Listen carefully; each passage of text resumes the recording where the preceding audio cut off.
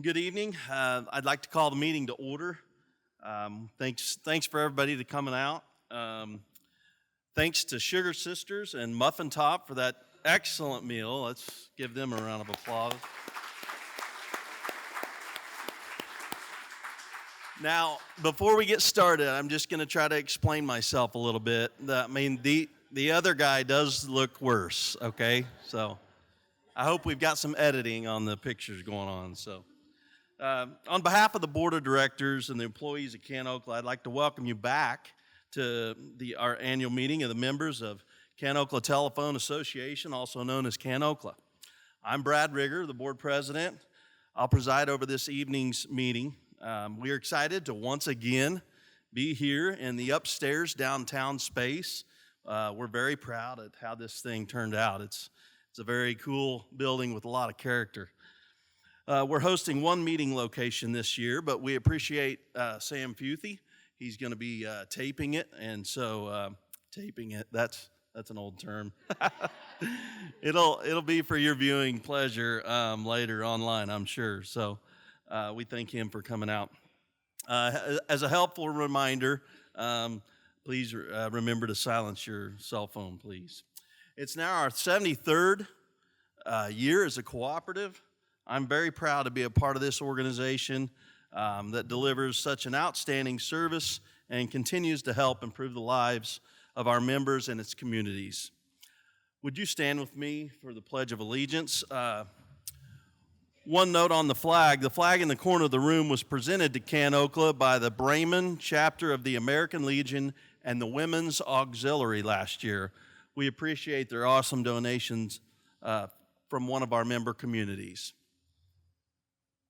I pledge allegiance to the flag of the United States of America and to the republic for which it stands, one nation, under God, indivisible, liberty and justice for all. Thank you. You may be seated. I'll now ask John Showman to come up and lead us in a word of prayer.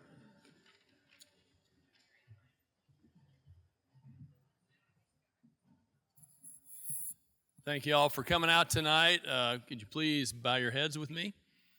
Heavenly Father, we thank you for this opportunity that we have to come out, and we thank you for the wonderful meal that we were able to eat tonight, and we ask that you bless that to the meal of the health of our body, Lord, is also the hands that prepared it. And now, Father, as we start our meeting, we ask that you'll give us wisdom as we try to decide what's best for our communities, Lord. We thank you that you have given us plenty in this nation.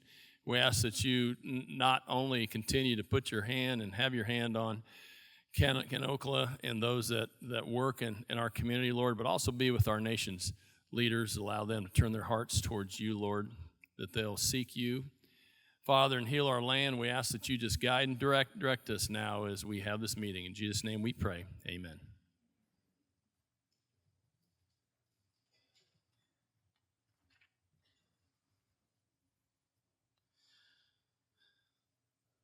Appreciate that, John. I'd like to introduce some special guests we've got with us tonight.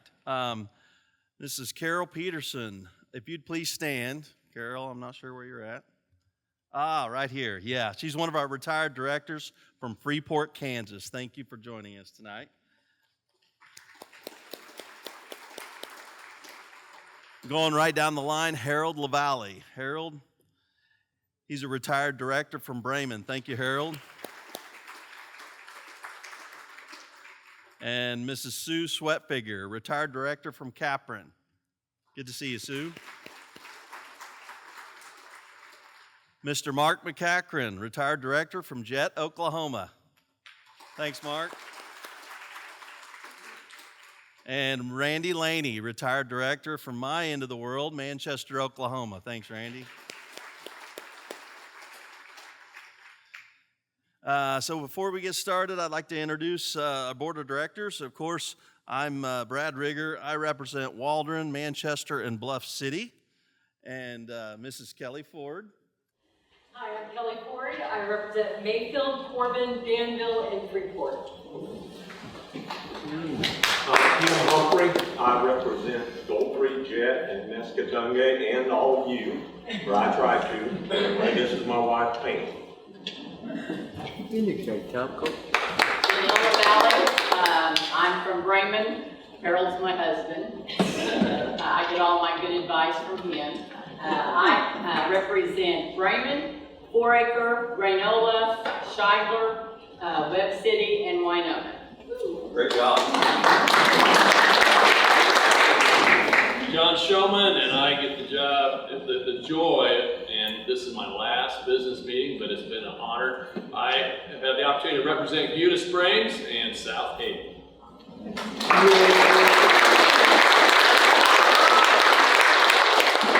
I'm Troy Durkee, and I have District 7, which is Caldwell and Renfro, and this is my wife, Ann. I'm Sweat Sugar. I represent Hartford, Kansas, and Capron, Oklahoma, and my wife, Sue.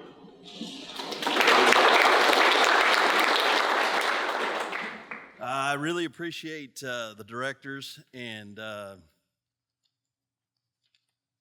their wives, their families, all the sacrifices that go into all of that, and we got a great board. The next thing I'd like to introduce and talk just a little bit about is our executive and management team, and I understand they're going to be right over here. Let me get this out. Part of them are over here. That's fine. No, you're great. You're great, Jill. So the board gives direction to Jill Keeney, our CEO, but the real magic for CanOkla happens when Jill and her management team, they put their heads together. Jill, our CEO, she's the pulse of our organization. She always has a plan in place, looking at the big picture, and when we get thrown a curveball, she has a backup plan. And we really appreciate that. Now, management seems to be able to dodge those curveballs just a little bit better than I do. But she keeps a good pulse on the industry as well. There's not many people in the industry that don't know Jill or have a relationship with her. When you walk around with Jill at any of the conferences, you're not going to walk far before you find someone that knows her, wants to stop and chat or run something past her, or, all of those things. She's a great asset to our company. Mr. Dave Nance, big guy over there on the wall, our COO. Dave understands every piece of a CanOkla. I'm sure he gets real tired of me calling him with those not so intelligent questions, but he's very, very accommodating. There's not a problem he's not going to tackle. And once again, has a lot of knowledge, and through those relationships he's built through our industry over the years. CanOkla's in great hands with Jill and Dave, our officers. Thank you.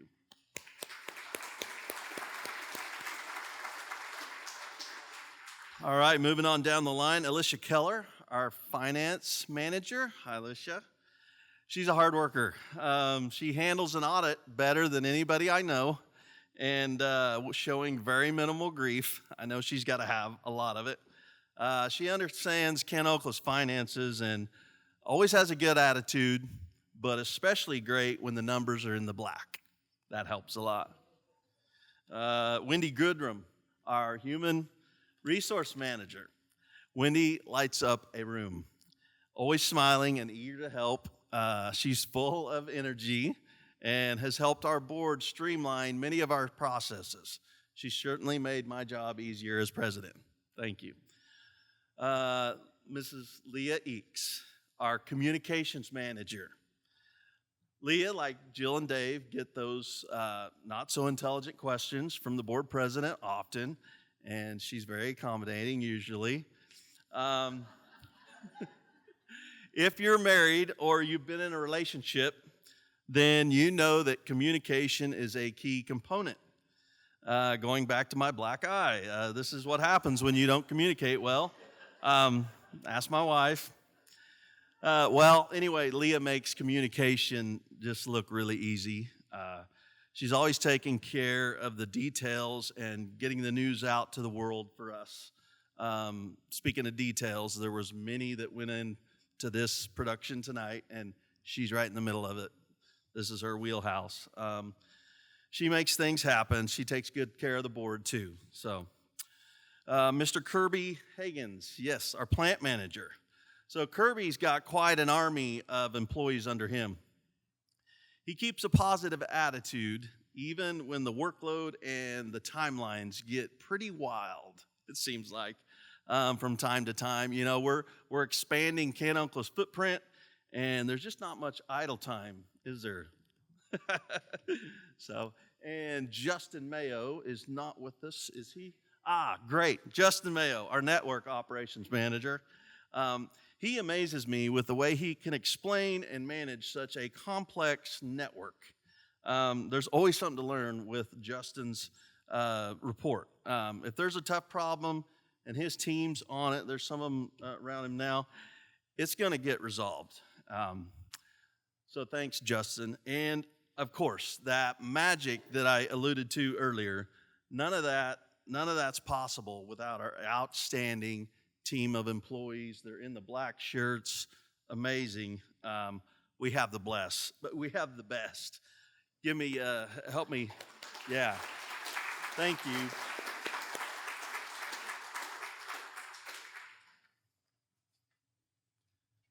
All right, what do we got next? I think before our first item of business, yeah, let's draw for a prize. We got a prize, right? I'd like to note that we're sticking with our Rural Revival theme. We sourced our prizes from local businesses in our communities.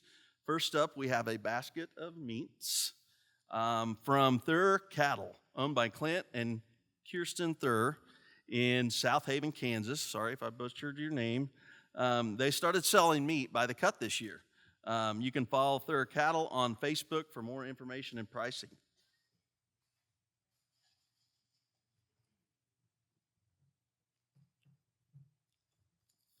All right, and the winner is Mr. Brian Severin.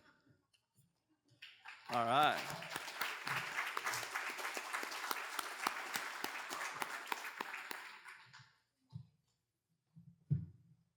The meat's in the freezer. Doesn't get any better than that, right? I'm now going to turn it over to Miss Kelly Ford. Yes. Yep.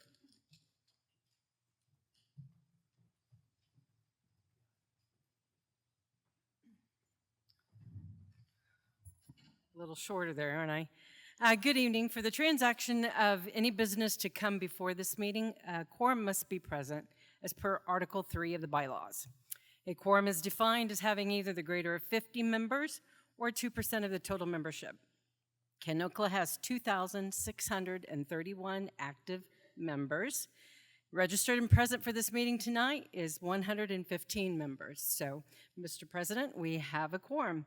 As secretary, I attest that the official notice of the annual meeting of the members was mailed to all members by April 10th, 2024 in due form as required in the bylaws. The minutes of the April 21st, 2023 annual meeting are printed in this year's annual report that you received at your tables. This concludes my report, and I now return the meeting back to Mr. Rigger.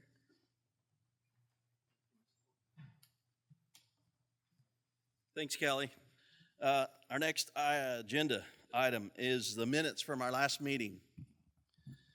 Without objection, we will approve to dispense the reading of the 2023 minutes and approved as printed by unanimous consent. Are there any objections?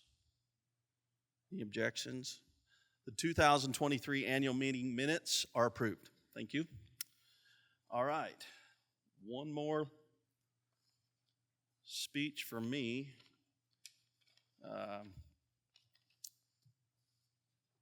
We'll move on to the president's report. That would be me. Your board of directors met 12 times in 2023. We have a great board. We're a very diverse group. We have a lot of fun. We have a lot of heartache. We don't always see eye to eye. No pun intended. Sorry, it just worked that way. But we do come to an agreement, and we speak as one when the day's done. You can tell the rest of the board rolls with the punches a little bit better than I do, but all those things make us a little bit stronger as a board. We have all attended educational conferences to build relationships and further our knowledge on the industry. We've also went to Washington, D.C. to give CanOkla a voice and presence there. In fact, that's going on this Tuesday. There'll be several of us on the Hill meeting with those folks. I can tell you, waiting in the halls to give of the Senate to deliver our concerns and needs to the representatives, I've more than once witnessed as we were coming out, AT&T's walking in, and most likely they were going to ask for the same piece of pie that we needed right here in rural America. But a great board. They participate well. I got to talk about John just a little bit. John Showman, like he said, he's been on 17 years, right, John? One of our more seasoned directors, and I say that respectfully. I'm truly going to miss him. John's input and wisdom is just above and beyond. He's a great man. He's got great morals and ethics, very sound decision making, doesn't jump to conclusions, tries to see both sides of the aisle, and help me in giving John a round of applause for all of his work. Thank you.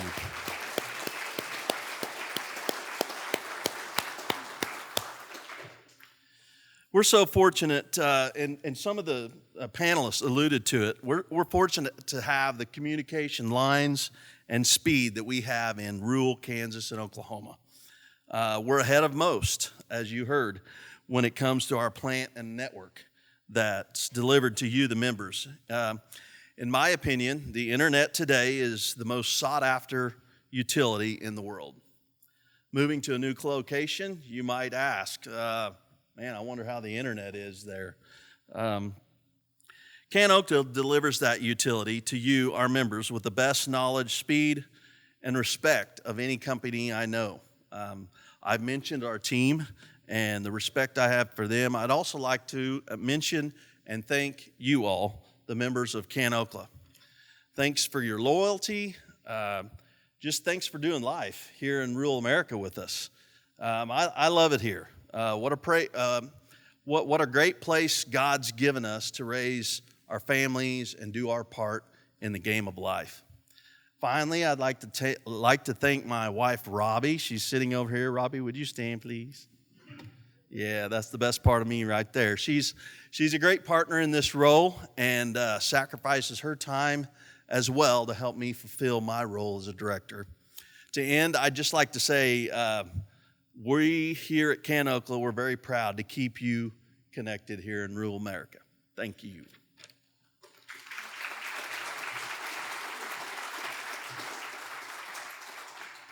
I think we another prize sounds great, right? Okay, awesome. Drawn for the second prize of the night.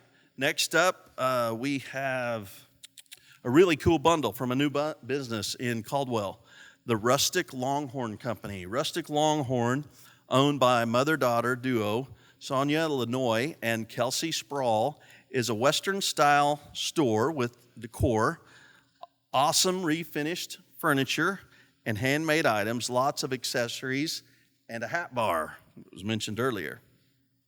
All right.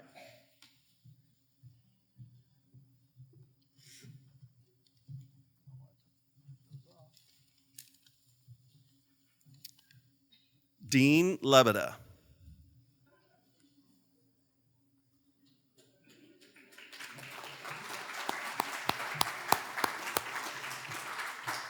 Congratulations.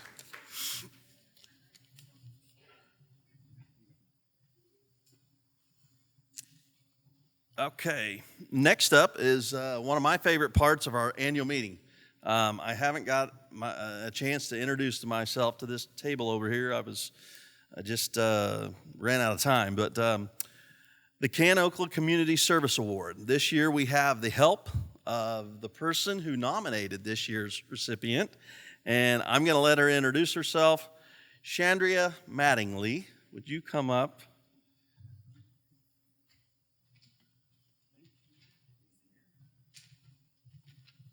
Hello. And I actually wrote this week, and the very first sentence was, for those who don't know me, but when I got here, I looked around and remembered, oh yeah, my mom actually just retired from Kanokla 2 years ago, right? So I pretty well know everybody here.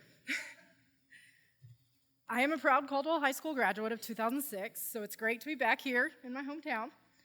But my future brought me to another great little town that I now call home, Helena, Oklahoma.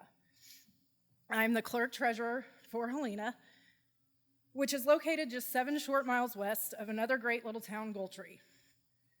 Goltry is a small town in northwest Oklahoma. It's tiny but mighty.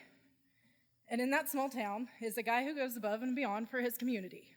He is currently serving as the town clerk treasurer, but he also works as their public works superintendent. He eats, sleeps, and breathes Goltry because in his spare time, when he isn't running the entire town, he also runs his side business, Severn Mowing, with the help from his great family, keeping many of the residents and businesses' yards in Goltry beautiful and in tip-top shape. He also serves, this is a lot, like he does a lot. He also serves on their volunteer fire department as one of their assistant chiefs, and he is always one of the heads in charge of their wonderful 4th of July, Halloween, and Christmas celebrations. He is a huge supporter of Timberlake Public Schools, and you can always find him on the sidelines with his entire family every Friday night at the Timberlake football games. Go Tigers. Sorry, Blue Jays. He is truly an example of what it takes to be a leader in his community, his school, family, and his citizens. I am honored to present Kanokla's Community Service Award to Brandon Severin from Goltry, Oklahoma.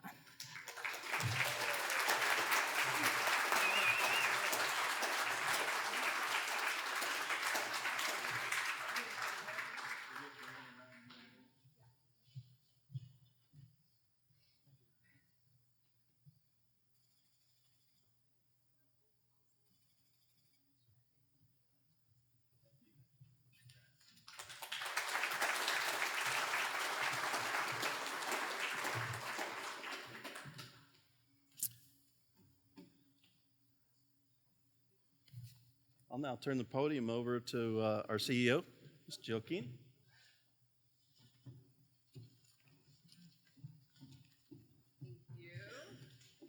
I'm going to give you the state of the membership, and I'll also go through our audit report, so I'll do it all in one, and I'll talk really fast. Thank you, everyone, for coming out tonight. I really appreciate everybody coming out and taking part, those panelists that took part in our first attempt at it, but we really want to invigorate small towns and what small town rural existence is doing. And so we want to be part of that, and we want everyone to feel that energy. So Kanokla employees and directors, we have gotten to use this space for about a year now. Just wanted to let you know what this space is used for. We have used it for employee meetings every month. We have strategy sessions. Our board retreat is up here, and some technical training, lots of technical training. We host youth entrepreneurship challenges. We just did our second one up here. Our youth IT summer camps, we'll be on year 4 of that. We just finished up our Golden Tiger classes up here. We partnered with Cowley College to do some cyber awareness and some smartphone training, and we were happy to host the Caldwell Hospital Foundation Gala up here in November. It was beautiful, and as well as 2 weeks ago, we had prom, so that's been a lot of fun. Your cooperative is in good shape, and we're going to review the audited financial report and highlight the biggest thing affecting our books, which is the second year in a row of a net loss due to our divestiture of Pioneer Cellular. It is a 4-year process, and you'll be happy to know in the next 2 years we'll show a positive margin. So as a 24% owner partner of Pioneer Cellular, when I say we, I mean the partnership, which began in 1989. We are in the process of selling it off in parts, and not the whole because it's worth more this way. So our first transaction was with Verizon, and a lot of you remember that. It was super hot last summer, and a lot of people sat in line for a while to get that transfer done. And we just now closed on that deal last month. So they purchased Pioneer's LRA and the equipment attached to the towers. And we also completed a sale to AT&T for a bit of the spectrum. And we'll continue the sales through 2025. As a cooperative formed in 1951, CanOkla, with our name, we serve small communities along the Kansas-Oklahoma border. And you'll see our concert tour t-shirt if anybody's near you that's an employee, or I might just have one of you turn around, look at your back. So if you look at the list there, we've got all of our communities listed and the years they joined the co-op. So it's a pretty cool history review of that. And we're regulated by the FCC. And we formed the co-op when the area town telephone companies wanted to pursue the opportunity to borrow money under REA, their old rural electric. Now it's called RUS, Rural Utility Services, under USDA, and we still borrow from them today. So that's why the co-op formed. All the small town telephone companies wanted to get together and take that opportunity. So as the years went by, more and more joined, and that's where we are today. Highlights of 2023. Broadband grant applications was the first thing that came to mind. We couldn't win any to 2024, but it took up like the majority of our time, I felt like. So that worked well, worked out for us. Using this upstairs downtown event space was another one. And then the beginning of the end of our cellular network partnership, which is DBA Pioneer Cellular, better known as. Our 30-year journey providing cellular service as a partner and an agent of Pioneer was a very good investment for CanOkla. It happened a few years after we purchased the Caldwell Exchange in 1984.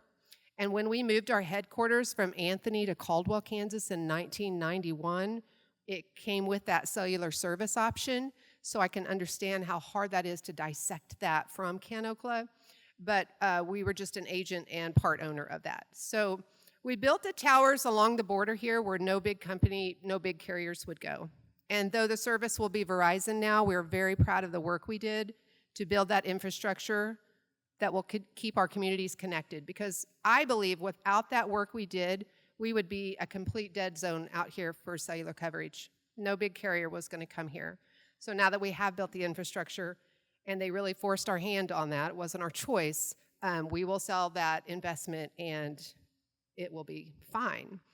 We continue to be challenged by the stringency of the programmatic environmental assessment. Say that 10 times fast. That's required by USDA grant to get over to Osage Nation area. So the Osage County area is our new work in Shidler and Winona areas, with Granola, Four Acre, and Webb City. The first work of the environment was rejected, and the second environmental report is actually making its way to USDA as we speak. So they will have that, and then they will turn around and hand that off to Pawhuska, to the tribal office there on their historical preservation office for approval. We continue to convert our fixed wireless technology to fiber optic connectivity in the areas outside of our member footprint in 3 surrounding county seats of Wellington, Medford, and Cherokee. And next, we hope to convert even more in the Winfield, our Kansas City, Blackwell, and Newkirk areas as we head to the hills of Osage County. Plus, connecting farmland in rural Harper County, coincidentally and specifically, the area neighboring where CanOkla first began in 1951. So I think that's pretty cool. These farms are in that 10-mile radius of a county seat that we're left with AT&T, Southwestern Bell, it's old telephone, copper, DSL. It goes about 10 miles out, and the same things happen to Wellington, Medford, all of them. When you come 10 miles out towards Perth, they're still left with that old telephone line, and you can't put any fast speeds over it. So we're trying to win grants to build those out for them. 2024, I predict, is going to go down in history as the year of 5 grant projects broke ground. I think Kirby just ran away. He's like, juggling. We're going to juggle these. So we applied for all those grants, and then they started coming through. So we're pretty excited about it, but they are about to all start at the same time. I'm going to say juggling is our strong suit, now because we've gotten very good at it, and we're looking forward to the completion of these, of course. But rural Anthony started, the pre-work started, so it's going to start May 6th. That's very shortly. Cherokee also starts May 6th. Medford should start in July. Shidler and Winona areas should also start in July. Everybody cross your fingers. And then we're also assisting the Kaw Tribe with their grant that they won to bring fiber optic connectivity to Kaw City. And that's going to begin in the fall. We started staking Monday of this week. We have the best team of hardworking, dedicated employees with a genuine desire to solve your problems. Building it is just the beginning, but operationally serving it is our life force. We strongly believe in the power of small towns and local businesses, and we want to help you succeed. And as we grow, some of our IT solutions teams in the room, we're honing in on customizing your business needs and enabling you to utilize the new AI, cloud computing, cybersecurity protections. It's coming at us like a firestorm, or it's coming for you, and we really want to protect your businesses with that. So basically, we'll let you do the best what you're doing in your business, and we'll handle your tech side from here. And we want you to feel that you are just part of our team. We will show up for you, we'll be a trusted resource, and keep you connected and protected. So before I go into financial numbers, I just wanted to share how vital it is to work together with the communities we serve, the people that live and work here, and we want to help make that happen. Tonight's panel, I was just blown away by what you all are doing and the importance of what you are bringing to those rural areas on an individual basis that is threading very nicely into the existing assets, and then how you lift that all up together, creating new opportunities and economic impact. And like, I think it was Brady that said, they're there, the opportunities are there, we just need to see them maybe in a new light. CanOkla's priority role in this effort is to do the long view work of providing future-ready fiber optic broadband to allow people the freedom to live and work wherever they want, and allowing them to live a modern daily life with a beautiful wide open view, accessing your healthcare, education, work, or leisure from the back 40 if you want. Small town life is awesome, and we're here to promote it and sustain it. So CanOkla's mission to improve the lives of our members and our CanOkla communities comes alive in everything we do, and our vision is to be a communications technology leader that is growing profitably and fostering economic development while enhancing employment opportunities in southern Kansas and northern Oklahoma. And that mission statement's been around for a few decades, and it still holds true. We invest in our future workforce and leadership of our communities by awarding our area students with 17 $1,000 scholarships and a trip to DC to see how our country works. We intentionally created our youth IT summer camp and a middle school robotics program so we could develop those coding and troubleshooting skills that we need in our future workforce and workplace.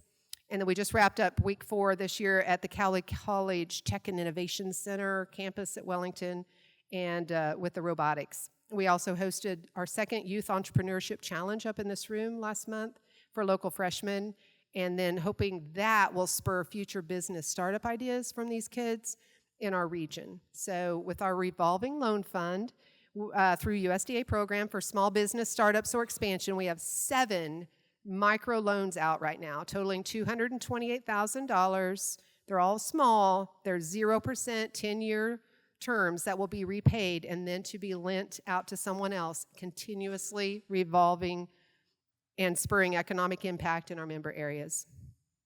Those 2 began, I think, in 2009. The city of Caldwell needed to move that library. And if you haven't been by the Carnegie Library, you should drive by. It's getting a remake.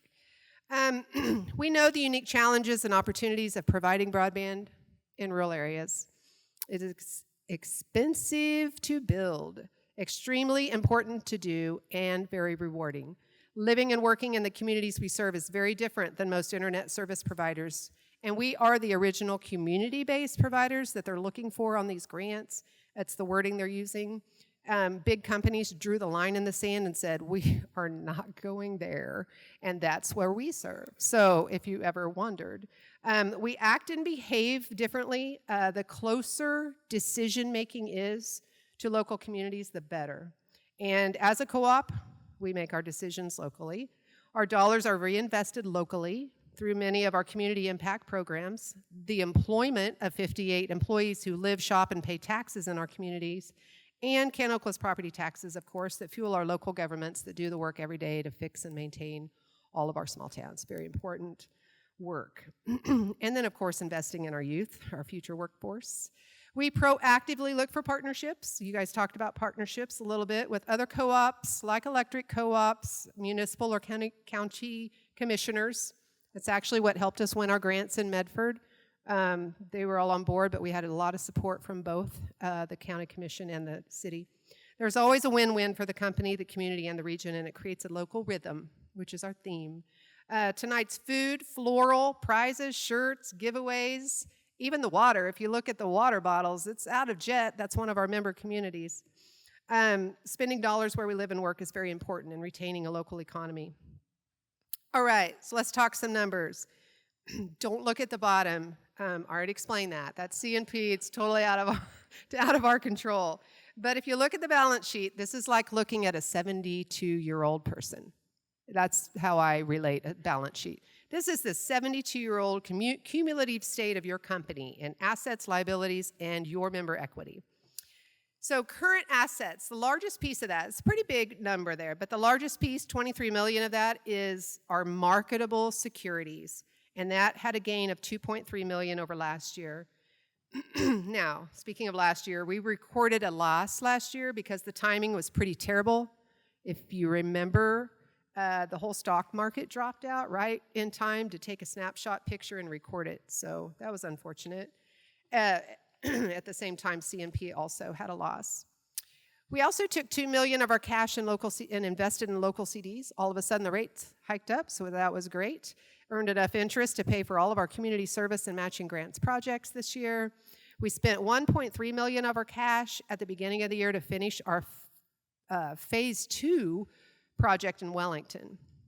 0 grant dollars in Wellington. That is pure investment of CanOkla cash. Our other assets decreased by $6.9 million. This is mostly the continued net loss of our cellular network partnership, better known as Pioneer. Our 24% ownership recorded a $7 million loss. Now, this was all non-cash accounting entries. It removed assets off the books that we sold to Verizon that were not fully depreciated.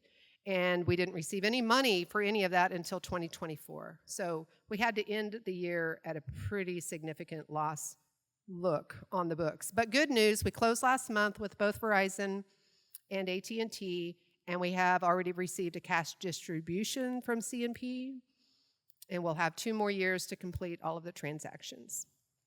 In your property, plant, and equipment, it doesn't look like a lot of change, but so much happened in there. We added $8.2 million in a fiber optic network in Wellington. 5.5 of this was sitting in 2022, and we could not quite close that work order, so it had to be carried over. So it makes 22 number look a little high. And then all at the same time, phase 1 and 2 closed in Wellington in early 23.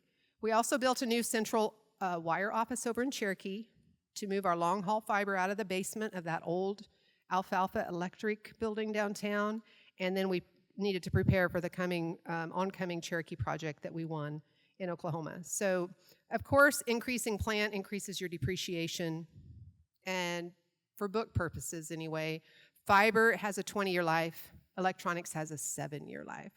So you're constantly changing the electronics on both ends, but in reality, fiber lasts a lot longer than 20 years if you put it under the ground. So this leaves our total asset balance of just shy of $88 million.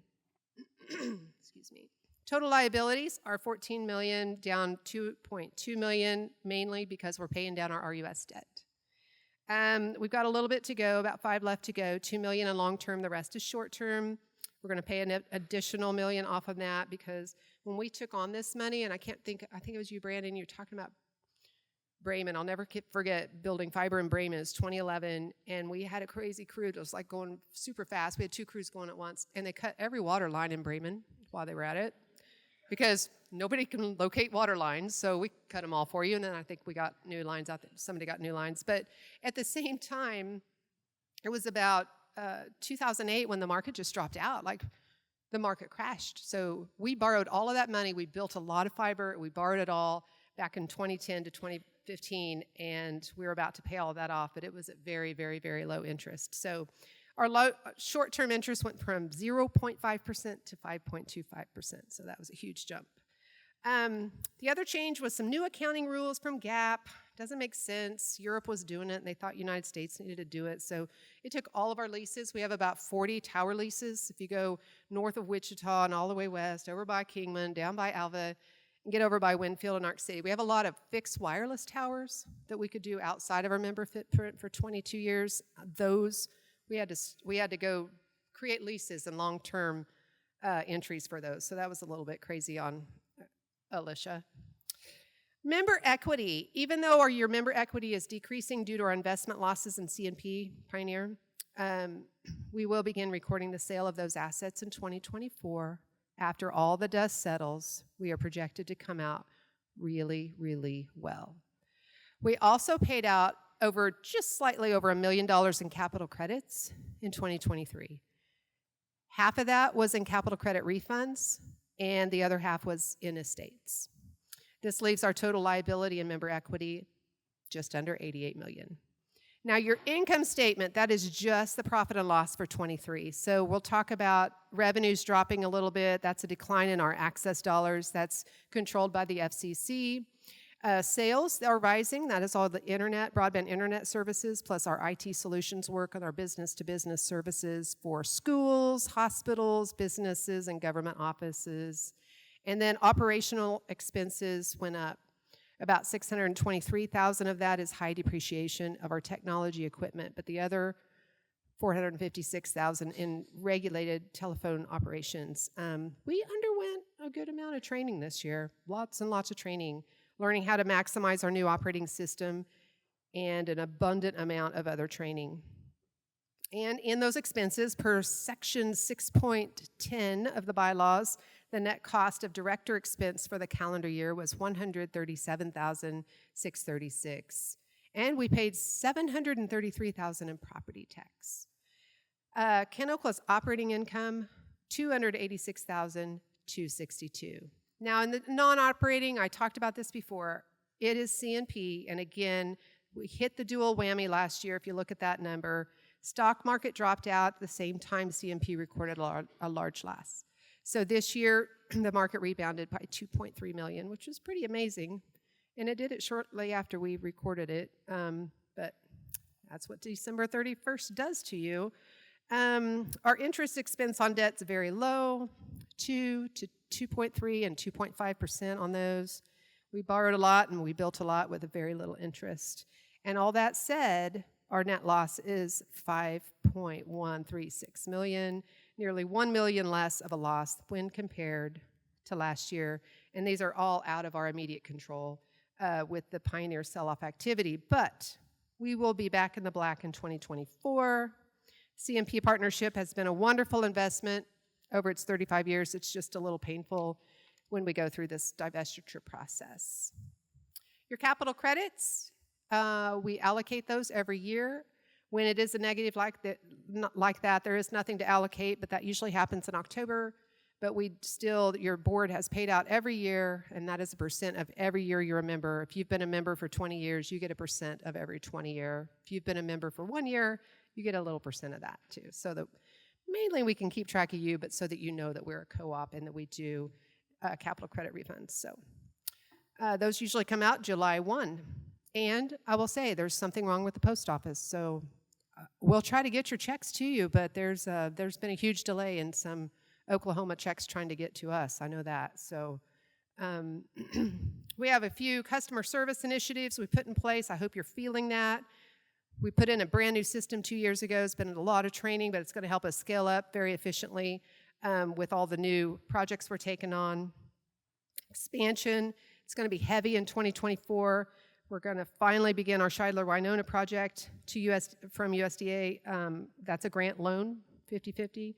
And we'll completely overbuild 2 of our Oklahoma County seats utilizing 2 of their new Oklahoma ARPA grant awards. Just signed one of those today. Apparently, we're going to be the first in Oklahoma to get our paperwork signed, if that's a big deal. We're going to assist Kaw Nation with their federal tribal award, and then we'll operate that for them afterwards for foreseeable future. And then we'll complete our own rural area east of Anthony with a Kansas Lasting Infrastructure Grant out of Topeka. And we currently have one more in the hopper, and so everybody cross your fingers. This is the piece between Perth and Wellington, includes Rome and that area. They're on that old AT&T, and there's nothing for them there. So we're working hard at that. Comments filed by Cox are irritating. So if you want to publicly go comment against that would be awesome, but keeping me busy. Thank you all for coming out tonight. Very glad you're here. Congratulations, Brandon. That was awesome for all you do to keep that rhythm going over there in Goldtree. And I so appreciate our awesome Ken Okla employees, our dedicated directors, and our willing participants in the panel, all of you that said yes to that. I will now hand the meeting back to your board president, Brad Rieger.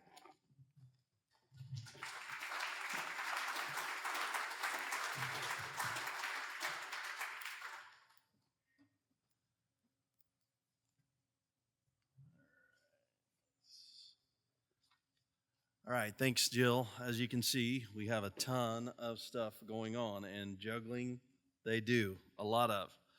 Appreciate it. Our next item on the agenda is 2023 financial statement. Without objection, we will approve to dispense with the reading of the 2023 financials as printed by unanimous consent. Are there any objections? No objections. The 2023 financials are approved. Before we move on, we've got more prizes, right? All right, I think we got a couple. First up, we have two $50 Ken Okla gift cards. They can be used for any Ken Okla service or just applied to your bill.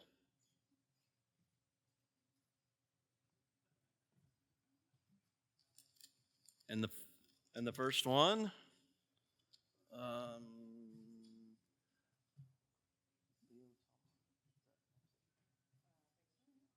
Leo Thompson, right there in the back. All right. I guess you want that now. Congratulations. And we've got another $50 Ken Okla gift card.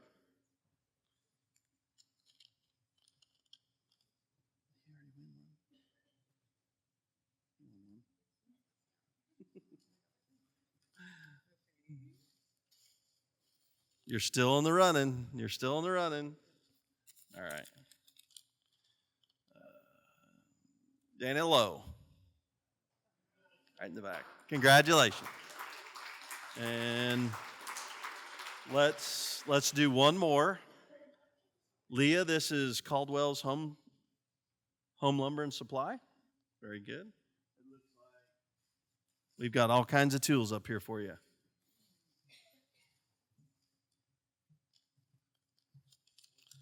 All right, Reese Blaylock. Reese. Oh, good job, buddy. Get to work. Get to work.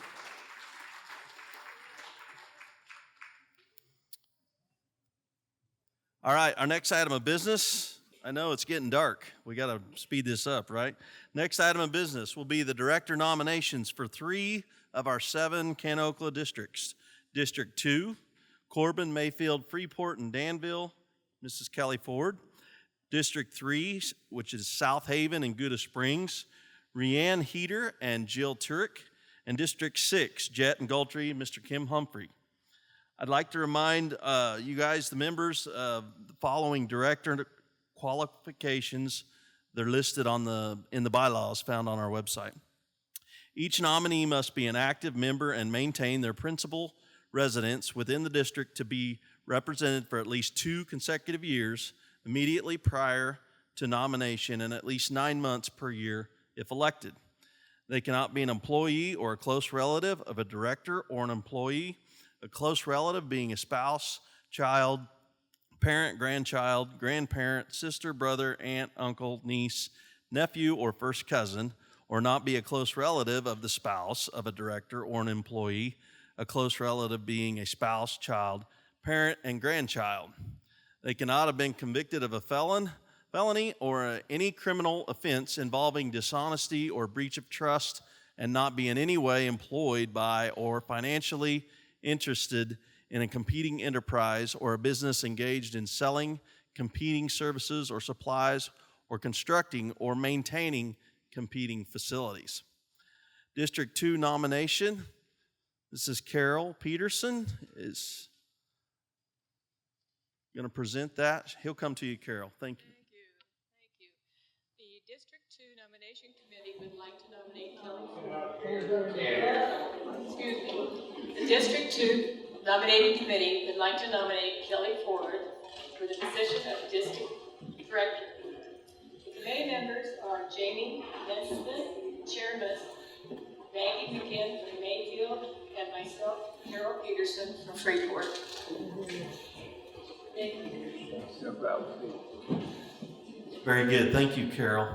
There are no additional nominees. Kelly Ford is running unopposed. Therefore, Mrs. Ford has been elected by acclamation. Congratulations, Kelly.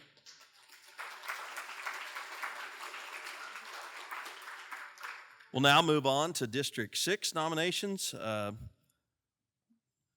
District 6 nominating committee.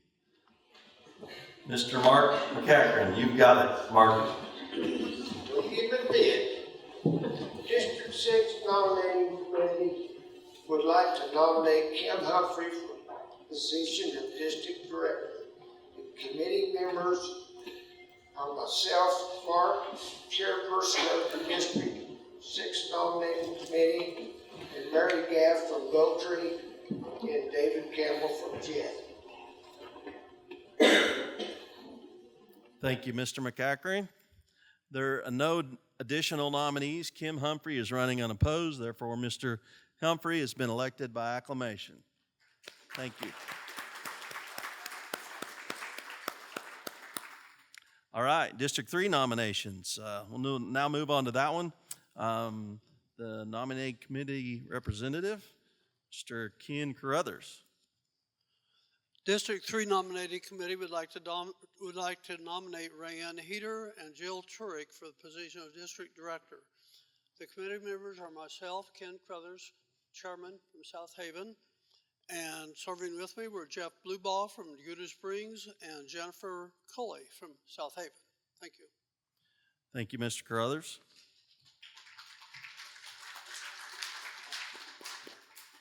Mrs. Heater and Ms. Turk will now have 3 minutes to introduce themselves and share their thoughts on becoming a CANOCLA director. We'll start with Mrs. Heater. Will you please come up?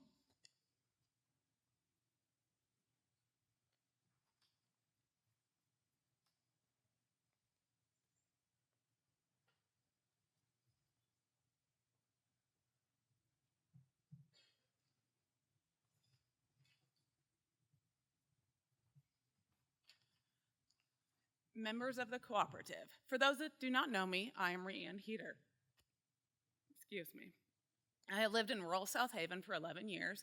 I grew up on a farm in Minnesota and moved to Kansas with my husband. I'm a little bit nervous. I'm not a big fan of talking in front of big groups. Together, we coach the girls' basketball team in South Haven. Working with a spouse is not always easy, and we've been doing it for 16 years. I have learned that the role that I need to play to make it's not always easy. However, I've learned the role that I need to play to make our team successful. We live on a small acreage and make attempts in our free time to raise our own meat and eggs. We have 4 children who are very active in the school and community. They all participate in multiple activities, including sports, FFA, other clubs, and church groups. I serve on the Booster Club and PTA as a treasurer, and have also served as the president for 6 years. I've also spent many summers helping local farmers with wheat harvest. My kids are now taking on that responsibility as they're able to drive. God help me. As they're getting old enough to take over this role. I have been a paraprofessional in both South Haven and Caldwell schools. Over the last 3 years, I have felt compelled to further my education, and I've recently graduated with my master's degree in special education. while working as a high school special education teacher collaboratively in both South Haven and Caldwell school districts. I spend my half time in each school every day. I feel that I have consistently demonstrated a passion and dedication to any role that I have been put in. Coaching has molded me into a person who has learned how to provide support and mentorship to the players, guiding them through their highs and lows of the season and their careers, nurturing their talents and helping them grow, not just as athletes, but as individuals, assisting others in learning, growing in their understanding, and helping make positive decisions and growth are all great assets of a board member. Being a special education teacher has taught me the importance of empathy and understanding. I work closely with students who have diverse needs and abilities, each one having their own challenges and strengths. Teaching has taught me to come into all situations with patience, compassion, and a desire to understand the perspective of others. The ability to empathize and connect with individuals is a critical skill for effective board members, whether it's engaging with stakeholders, collaborating with colleagues, or making decisions that impact our community. Seeing things from multiple perspectives is essential for creating a culture of inclusivity and mutual respect. Drawing on diverse perspectives and experiences, boards can make more informed decisions and drive positive change within the CAN-OCLA organization and the communities it serves. In conclusion, my experiences as a special education teacher, a coach, student, and a lifetime rural community member has equipped me with a unique set of skills, perspectives, and values that I believe make me a strong candidate for a board position. From empathy and understanding to collaboration and resilience, these qualities are essential for an effective board member. I'm confident that my roles will enable me to make meaningful contributions to the board and help drive positive change within the organization.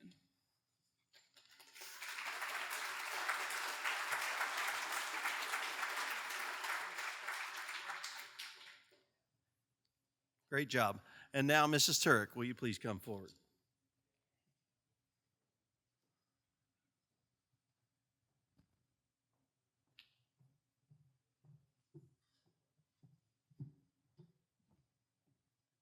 Just like to start this off by saying, please don't judge me by the company I keep. There was an empty seat at that table, and I think I got the rowdy bunch. For those of you that do not know me, my name is Jill Turek. I am throwing my name in the ring for board of directors. For the past 30 years, I've had the pleasure of calling this beautiful intersection of Kansas and Oklahoma home. I like to talk about the fact that I was imported from Wichita. I became country before rural revival was cool, before country was cool. During that time, my 30-year span here, raised a family, raised 3 daughters that are now flown and grown, started a small business right here on Main Street in Caldwell, Kansas.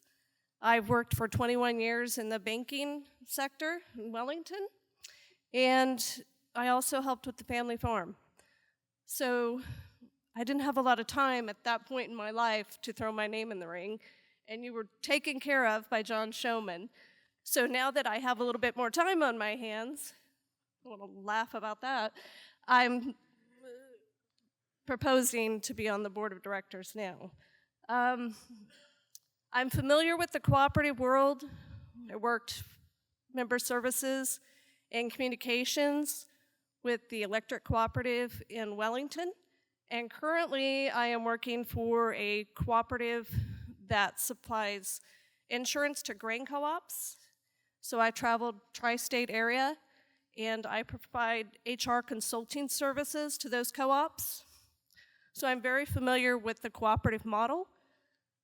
My professional background spans over 2 decades with a focus on marketing and human capital. This experience has equipped me with a broad skill set and a deep appreciation for effective communication channels and technologies that will foster community development. Being a part of this community has shown me the power of connectivity. The current job that I have, we talked a lot about people being able to work remote. The current position that I have, first question out of the box was, do you have internet access, and is it good? So From the fields to the farms to the desk of our home offices, reliable broadband and fiber optics communications are not just tools, but lifelines that empower us to compete, thrive, and stay connected in a rapidly evolving digital landscape. I believe in transparency and member engagement. I'm innovative, and my commitment is to listen to you, the members, address your concerns, and translate them into actionable strategies. So in closing, I would just say that I ask for your support in this endeavor. Thank you.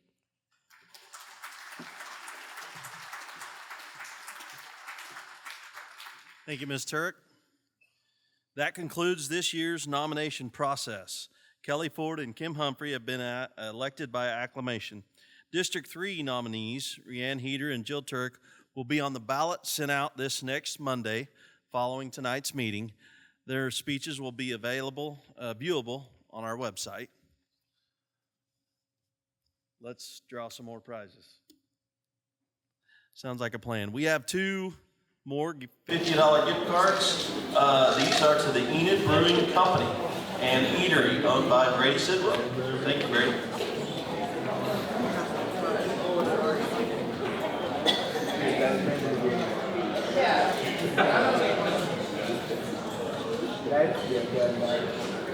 Paul Benson. Congratulations, Paul.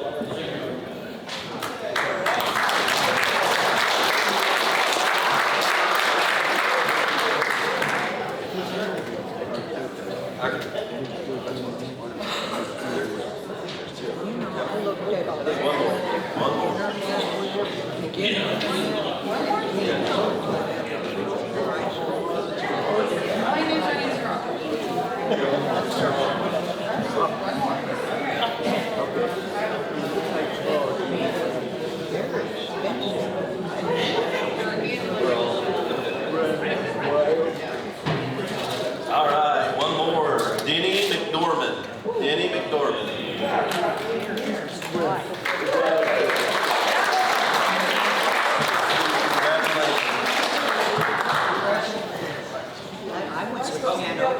All right, let's keep drawing.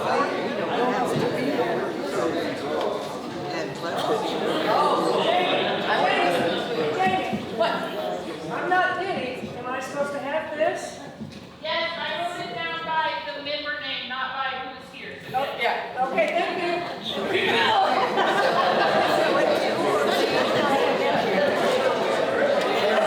All right, it looks like we have tickets, 2 tickets to Cletus T. Judd, Saturday, May 4th, Kingman Historical Theater.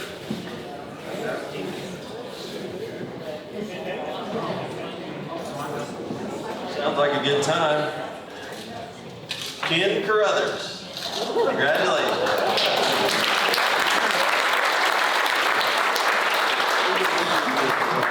All right, thank you.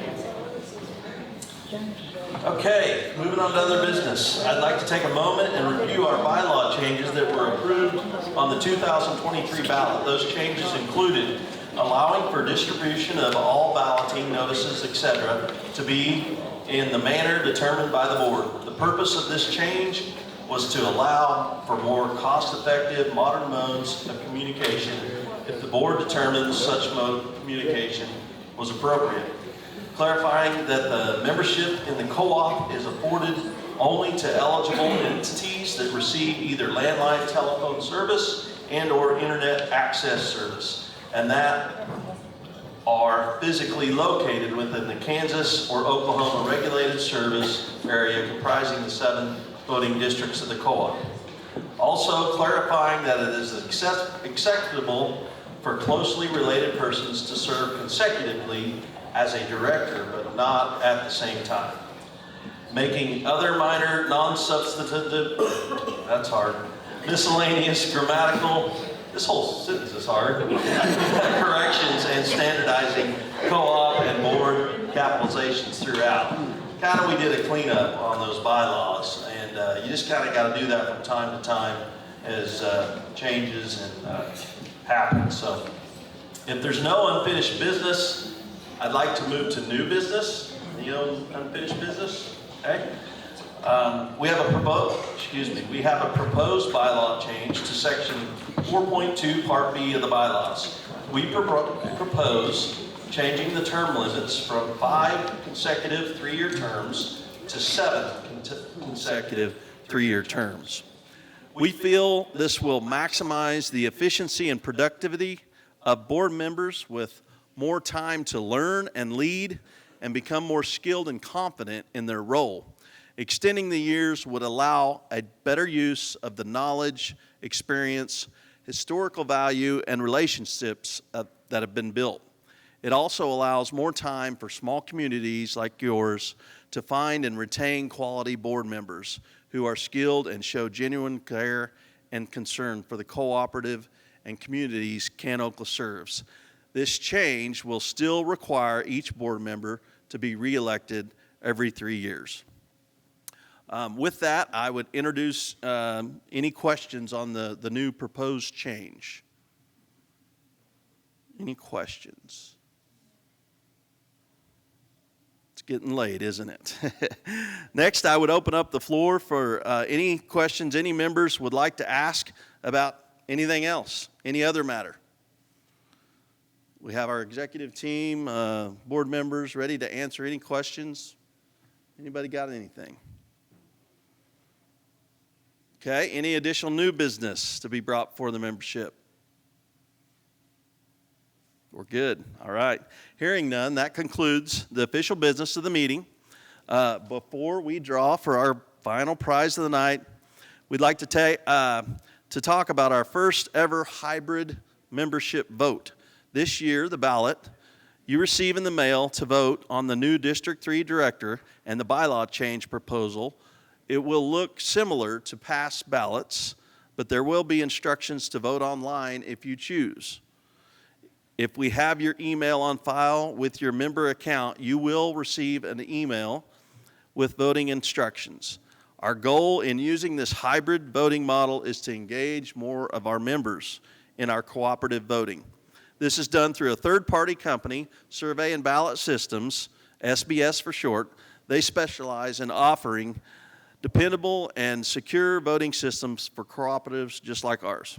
So please vote by mail, vote online, but just vote.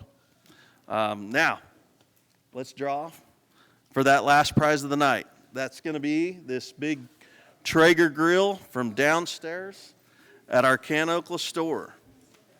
Everybody needs one of those.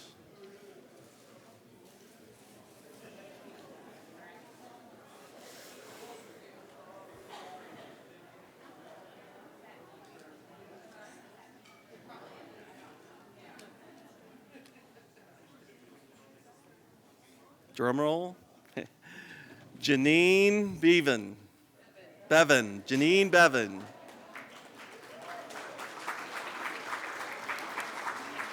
Great. Congratulations. All right. Thanks for attending our meeting. We hope you enjoyed our new panel focusing on real success. Have a wonderful evening. We're adjourned. Thank you. It's done.